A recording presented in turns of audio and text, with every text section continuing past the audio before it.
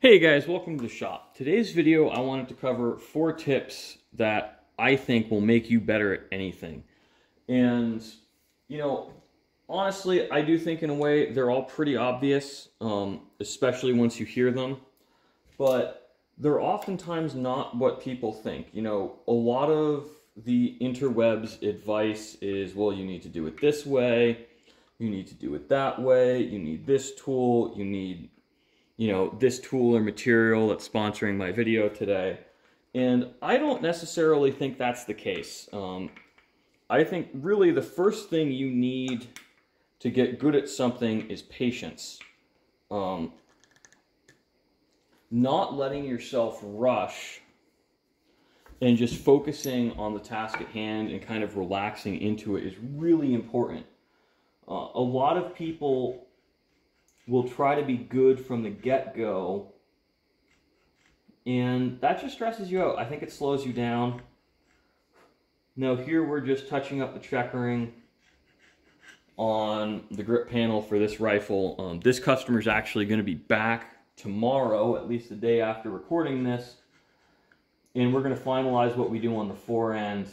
This is, when I say a custom gun, I mean a very custom gun. This project has been 4 visits for the customer, which is really part of the project. This is actually kind of a partnership gun where he's really invested in the gun and is paying me for it, with the expectation that I get to use it for some of my marketing materials, which is really awesome. I'm kind of glad to have a little bit of a business partner I can bounce some stuff off of, because it's really hard to do all these things on your own. And I think this is going to be your 5th freebie tip. Partner up. If you want to learn something, it's oftentimes a lot easier to work with a partner, work with a buddy who really knows more about what you're doing or has a different skill set or a different approach to things. Because I don't think it's necessarily realistic for everyone to know how to do everything or be good at everything. You know, this guy has oodles of sales and marketing experience compared to me. And really, when it comes to sales and marketing, I do defer to his experience. He's been in the business for longer than I am, but he defers to me when it comes on to how to do things, because that's really my specialty. I'm very good at the work itself. I'm not necessarily good at marketing or selling the work. And that, again, that's kind of your free tip of the day is, you know, find a partner who complements your skill set.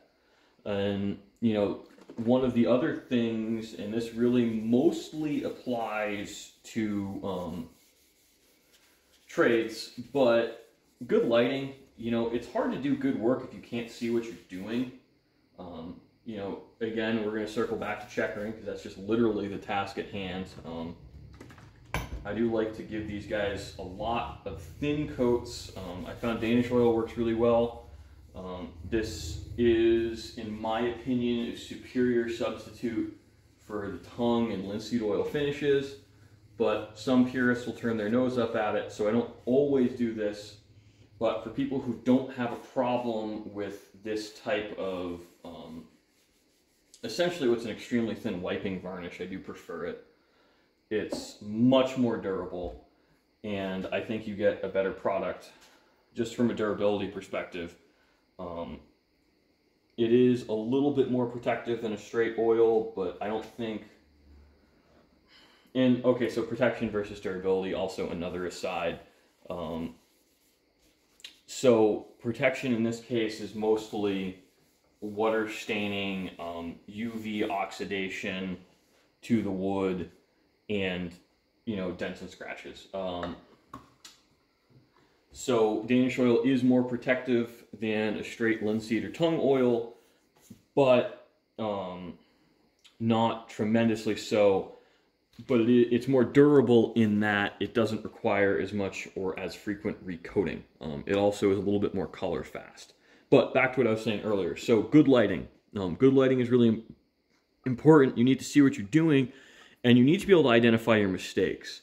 So good lighting does go hand in hand with that. you know, probably super obvious in hindsight, but, you know, people don't always think about that. You know, realistic goals is another one too. You have to be realistic with what you can do.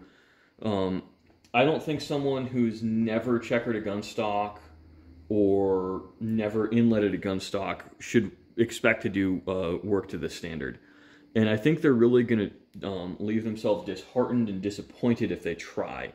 So don't do that. You know, be realistic with your expectations, and also, you know, find enjoyment in the process, because it's going to be really, really hard to take the time to build a lot of these skills without putting a lot of hours into them.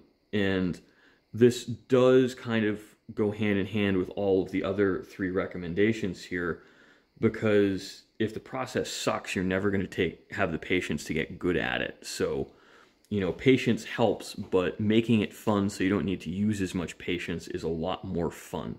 So thanks for watching, guys. I hope you enjoyed, and I hope this inspires you to get out and build some new skills yourself.